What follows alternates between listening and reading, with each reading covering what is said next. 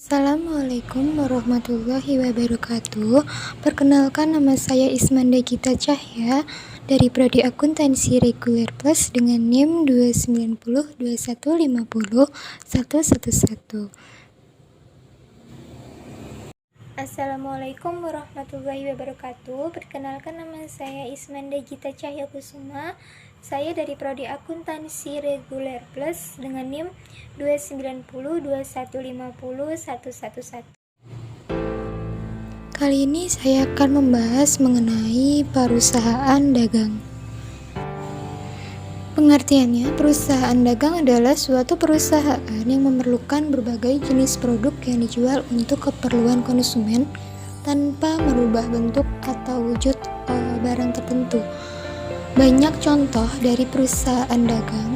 Salah satunya adalah supermarket dan toko kelontong yang sering kita temui sehari-hari.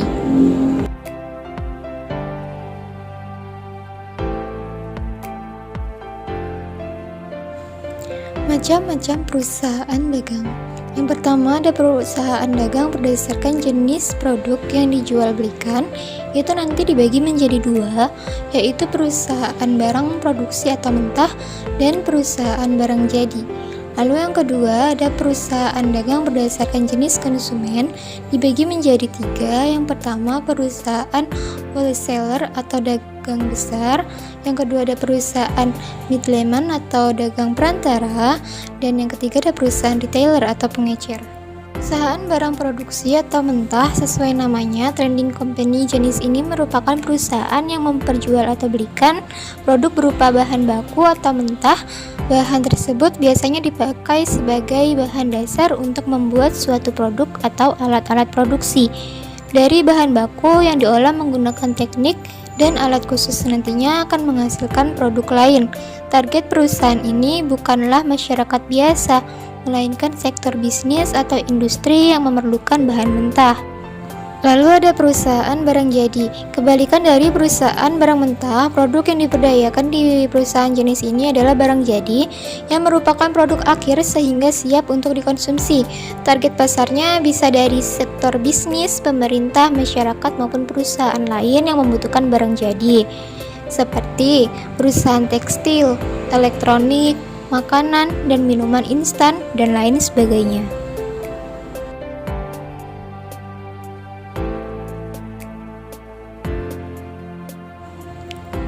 Perusahaan wholesaler atau dagang besar. Jenis perusahaan berdasarkan jenis konsumen. Yang pertama adalah wholesaler.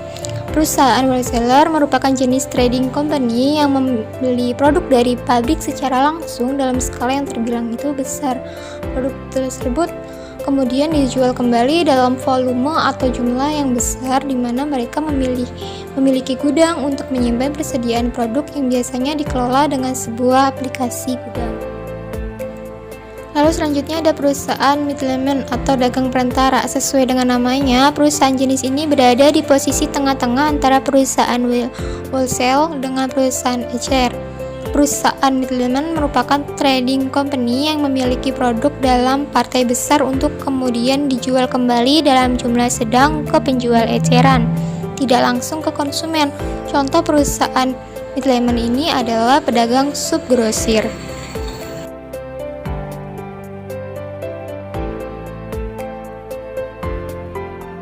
Lalu selanjutnya ada siklus akuntansi. Yang pertama itu ada bukti transaksi, lalu dibuat jurnal, lalu diposting di buku besar, lalu dibuat neraca saldo, lanjut ke jurnal penyesuaian, lalu melakukan jurnal penutup, membuat laporan keuangan, dan balik lagi ke bukti transaksi. Nah, ini merupakan siklus dari akuntansi.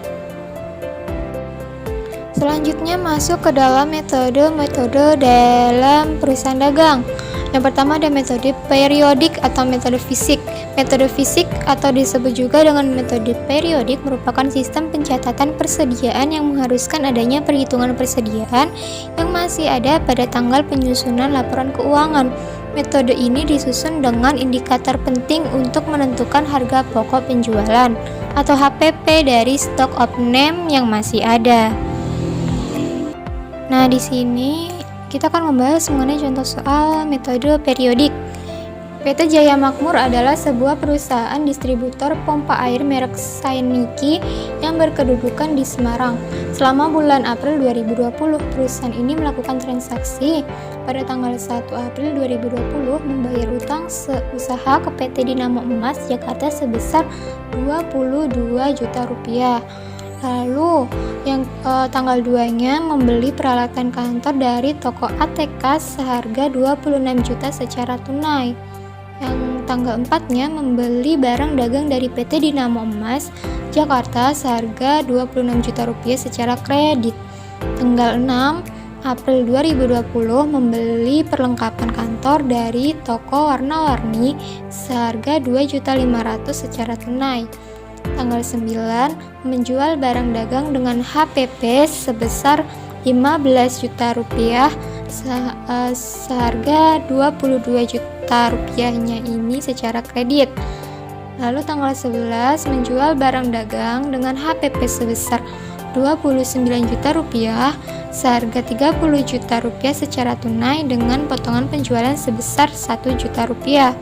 Lalu tanggal 12-nya membeli barang dagang dari PT Dinamo Emas Jakarta senilai Rp35 juta secara tunai dengan potongan tunai sebesar Rp2 juta.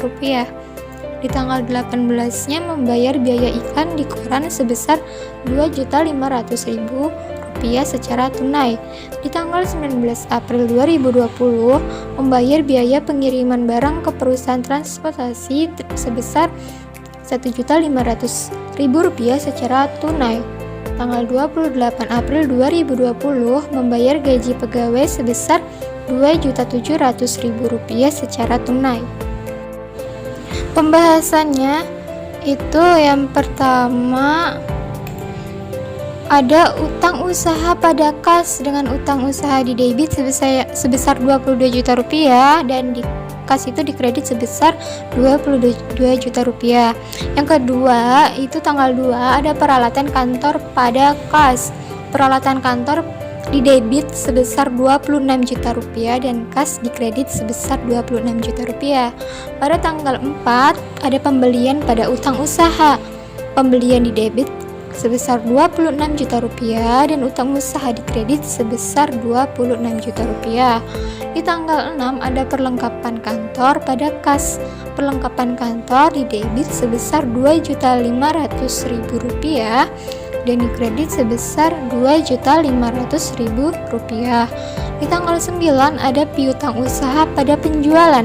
Di debit piutang usaha di debit sebesar Rp22 juta dan penjualan dikredit sebesar Rp22 juta.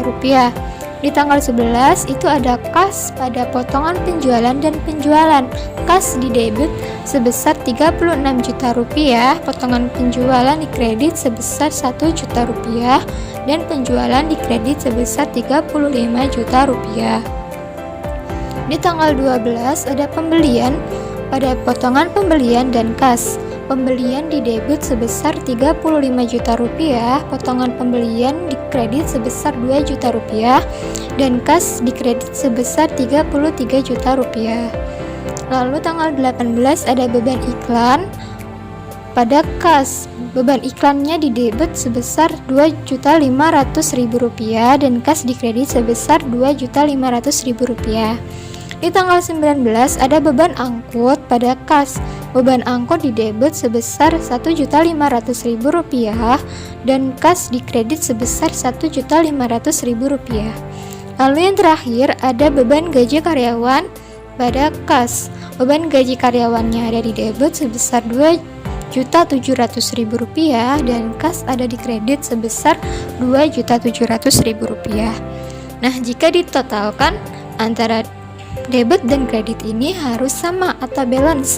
Nah, jumlah dari debitnya adalah Rp176.200.000 dan di kreditnya ada Rp176.200.000. Jadi hasilnya sama atau balance antara debit dengan kredit. Selanjutnya ada metode perpetual. Pengertian metode perpetual merupakan metode pencatatan persediaan perusahaan retail yang dilakukan dengan cara membuat akun-akun secara terpisah untuk setiap jenis persediaan. Metode perpetual bisa juga disebut dengan metode buku pembantu persediaan. Keunggulan dari metode ini adalah lebih mudah melakukan kontrol persediaan dan menentukan HPP dari produk-produk yang beragam. Yang berkedudukan di Surabaya selama bulan Januari 2021. Perusahaan tersebut melakukan transaksi sebagai berikut. Pada tanggal 3 bulan Januari 2021 menerima pelunasan piutang dari toko Mifasol Semarang sebesar Rp12.500.000. Pada tanggal 4 bulan Januari 2021 membeli barang dagang secara kredit senilai Rp60 juta dari PT Marsindo. Lalu di tanggal 5 ini membayar beban perbaikan kendaraan sebesar Rp3.200.000 secara tunai. Di tanggal 6 menjual barang dagang yang memiliki HPP sebesar Rp84 juta ke toko siswa dengan harga Rp95 juta secara tunai dengan potongan tunai sebesar Rp2 juta. Di tanggal 8 memberi barang dagang dari PT Marsindo secara tunai seharga Rp50 juta dengan potongan tunai sebesar Rp2.500.000. Di tanggal 10 menerima pelunasan piutang dari toko ABC sebesar Rp45 juta dengan potongan tunai sebesar Rp2 juta. Di tanggal 12 membeli peralatan kantor 3 buah komputer senilai Rp18.500.000 secara tunai. Di tanggal 13 menjual barang dagangan dengan HPP sebesar Rp67 juta seharga Rp75 juta, di mana sebesar Rp25 juta ini dibayar tunai dan sisanya akan dilunasi dalam waktu 2 bulan. Di tanggal 14 membeli peralatan kantor seperti meja, kursi, dan rak buku secara kredit seharga Rp15 juta. Di tanggal 15 membeli perlengkapan kantor secara tunai seharga Rp6 juta. Untuk pembahasannya, pada tanggal 2 dengan keterangan kas pada piutang, kas ada di debit sebesar Rp12.500.000 dan piutang ada di kredit sebesar Rp12.500.000. Lalu tanggal 4 adalah persediaan pada utang usaha. Persediaan ada di debit sebesar Rp65 juta dan utang usaha ada di kredit sebesar Rp65 juta. Lalu tanggal 5 ada beban servis kendaraan pada kas. Beban servis kendaraannya ada di debit sebesar Rp3.200.000 dan kasnya ada di kredit sebesar Rp3.200.000. Yang keenam ada kas dan kas pot penjualan pada penjualan. Kasnya ada di debit sebesar Rp93 juta, potongan penjualannya ada di debit sebesar Rp2 juta dan penjualannya ada di kredit sebesar Rp95 juta. HPP dan HPP pada persediaan, HPP-nya ada di debit sebesar Rp84 juta dan persediaannya ada di kredit sebesar Rp84 juta. Di tanggal 8 ada persediaan pada potongan pembelian dan kas. Persediaannya ada di debit sebesar Rp50 juta, potongan pembeliannya ada di kredit sebesar Rp2.500.000 dan kasnya ada di kredit sebesar Rp47.500.000. Nah, di tanggal 10 ini ada kas dan potongan penjualan. Kasnya ada di debit sebesar Rp43 juta, potongan penjualannya ada di debit sebesar Rp2 juta dan piutangnya itu ada di kredit sebesar Rp45 juta. Lalu di tanggal 12 ada peralatan kantor pada kas. Peralatan kantor ada di debit sebesar Rp18.500.000 dan kasnya ada di kredit sebesar Rp18.500.000. Lalu tanggal 13 ada kas dan piutang usaha pada penjualan serta HPP pada persediaan. Kasnya dan piutang usaha itu ada di debit. Kasnya Rp25 juta di debit, piutang usahanya Rp50 juta di debit, penjualannya Rp75 juta di kredit. HPP ada di debit sebesar Rp67 juta dan persediaan di kredit sebesar Rp67 juta. Lalu tanggal 14 ada peralatan kantor pada utang usaha.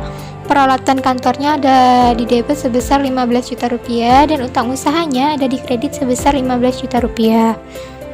Lalu ada Ada perlengkapan kantor pada kas pada tanggal 15 ya. Itu perlengkapan kantornya di debit sebesar 6 juta rupiah dan kasnya ada di kredit sebesar 6 juta rupiah. Jika ditotalkan di debit dan di kredit, ini hasilnya adalah 536.200.000 rupiah. Hasilnya adalah balance atau sama ya. Sekian pembahasan saya mengenai perusahaan dagang. Kurang lebihnya saya mohon maaf. Billahi taufiq wal hidayah. Wassalamualaikum warahmatullahi wabarakatuh.